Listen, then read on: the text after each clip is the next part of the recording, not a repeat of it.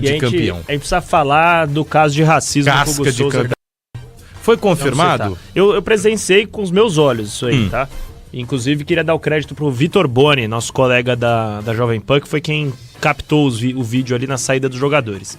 Basicamente é o seguinte, ô Martelli, alguns torcedores da Portuguesa, eram 2 especificamente, se referiram a Souza como velado, piolento, corta esse cabelo, enfim, esse tipo de grito. Meu Deus. E não queria nem falar só sobre isso, porque a Portuguesa até soltou uma nota oficial falando que está em busca de identificar os responsáveis, o Corinthians endossou, a Federação Paulista endossou, e é óbvio que a gente lamenta, isso é redundante, uma tristeza, e a gente não quer que isso se estenda para toda a torcida Portuguesa. Mas a polêmica não parou por aí. Tá aqui um ocorrido envolvendo o goleiro Marcos, o ex-goleiro Marcos, do Palmeiras, que na publicação da Cazé TV a respeito do caso de racismo, ele comenta com caras dando risada e um PQP, que é a sigla daquele palavrão.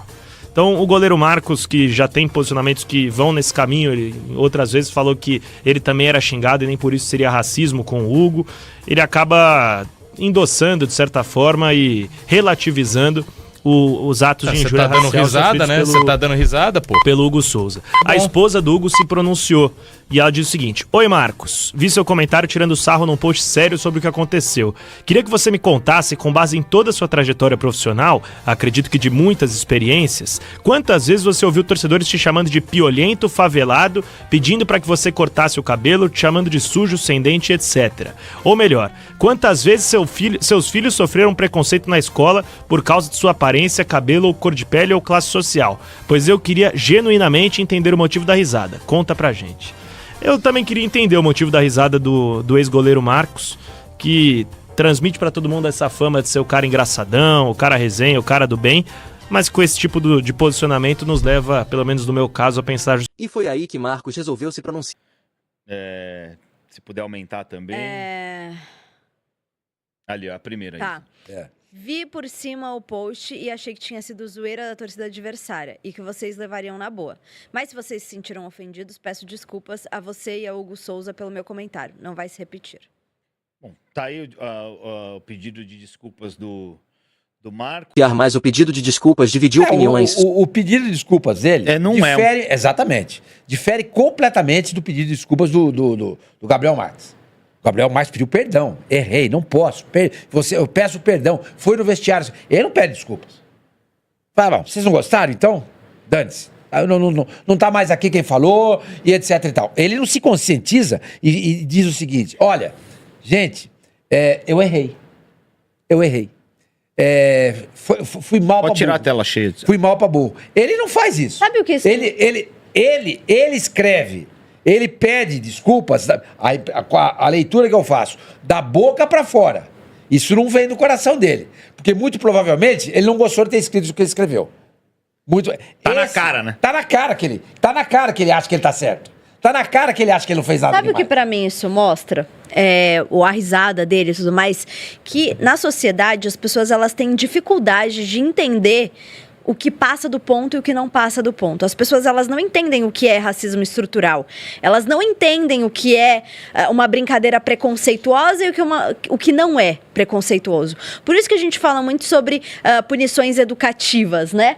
Porque as pessoas elas precisam entender que isso passa do ponto. Isso já passa, é um preconceito. E as pessoas elas não entendem. Pra mim, esse comentário do Marcos, essas risadas e tudo mais, é muito claro pra mim que ele não entende que isso é racismo estrutural. Ele não entende.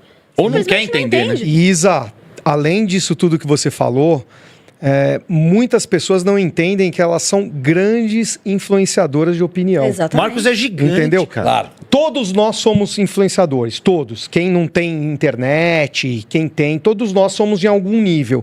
O Marcos é um nível absurdo. Você vê ele dando risada e 552 curtidas. Isso na hora do print lá. Deve ter tido muito mais. Então as pessoas às vezes esquecem e que elas influenciam as outras pelo tamanho delas. Ela fala, se o Marcos tá achando isso, ele deve ter razão mesmo, né? Então eu vou dar risada também. E pessoas que se sentem representadas. De verdade, pessoas que se sentem representadas. Que concordam com ele. Se ele tá rindo, o que eu acho é válido. Se ele repudia uma coisa que eu não acho, eu vou refletir sobre o assunto. Caramba, eu não achei nada demais. Ontem mesmo, quando entrou no ar, eu não tinha percebido isso. Aí você me chama atenção, Alfinete. Lembra? Você me chamou atenção. Falei, opa, pera um pouquinho, isso é racismo. Falei, cara, é verdade. É verdade, isso é racismo. Que absurdo. Eu não tinha me atentado a isso. Na hora eu não percebi. Mas você me chamou atenção. Então, se o Marcos chama atenção para uma coisa que é tão importante e grave, um cara não tá atento a isso, cara, opa, pera um pouco. O que ele Só que a história ganhou um novo capítulo. Quando o Marcos deixará de ser ídolo, dando a entender que ele é racista, machista e homofóbico. Então, só para responder essa pessoa que ninguém conhece, eu fiz questão de tirar qualquer identificação dela para não dar visibilidade, que ela nunca vai ter, porque ela não merece ter. Só respondendo a primeira pergunta dela, ele nunca vai deixar de ser ídolo. Sabe por quê? Porque ao contrário de você e de grande parte da imprensa imunda da qual você faz parte, ele foi marcante para o Brasil. Ele teve um significado para o Brasil. Ele ganhou um título de Copa do Mundo e foi ídolo de um clube gigante como o Palmeiras. Coisa que você e sua turminha nunca vão chegar perto, primeiro porque vocês nunca tiveram o talento que ele tem, segundo porque o trabalho de vocês é fajuto e o trabalho dele foi brilhante.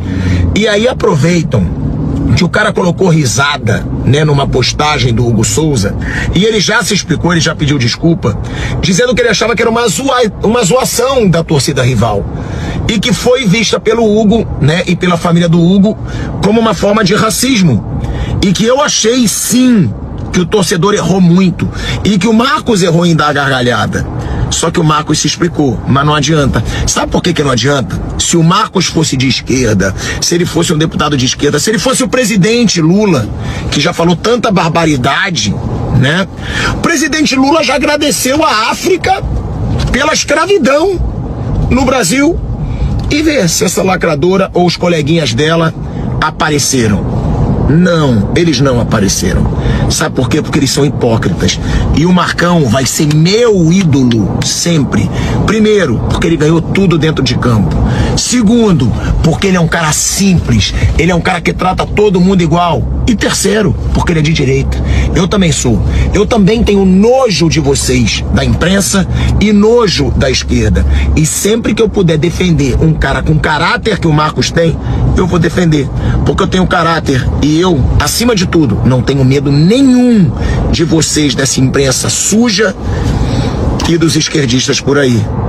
Não ligo nada pro que vocês falam. No fim das contas, fica a pergunta. dele, coloca lá de novo a resposta dele. É o que ele fala lá, porque ele dá a entender que viu por cima e achou que tinha sido uma zoeira, tal. Ele dá meio que a entender que não entende. Só que ele teve muito tempo pra postar isso aí depois. Ele teve muito tempo. E aí o que pega nessa frase aí, pra mim, é o se vocês se sentiram ofendidos. Isso pra mim também pegou mal. Aí é o que isso o Sormani falou. O cara escreveu isso aí porque ele foi obrigado. Olha, não me enchem o saco, se vocês se sentiram ofendidos, eu peço desculpa, tá bom? Então, Marcão, você perdeu um fã, mano. Sempre adorei você. Sempre adorei. Olha o que eu tô falando do cara que mais me deu dor de cabeça como torcedor, hein? O Marcos, que ele fez contra o Corinthians naquelas 2 Libertadores, acho que é um negócio que eu nunca mais vou ver na minha vida. O que um goleiro pegou naqueles 2 jogos. Uma vez você parou na rua, você me viu, você parou o carro, veio falar comigo. Fiquei feliz pra caramba de te encontrar. Você perdeu um fã, mano. Você poderia ter ido muito melhor na tua resposta. Mas aí, o que eu gostaria de dizer pro Marcos é o seguinte, Marcos, cara, reflita. Ele não vai. Não sei. Eu tô dizendo... Por que não, né? Por Tem que que não? refletir, Por que não?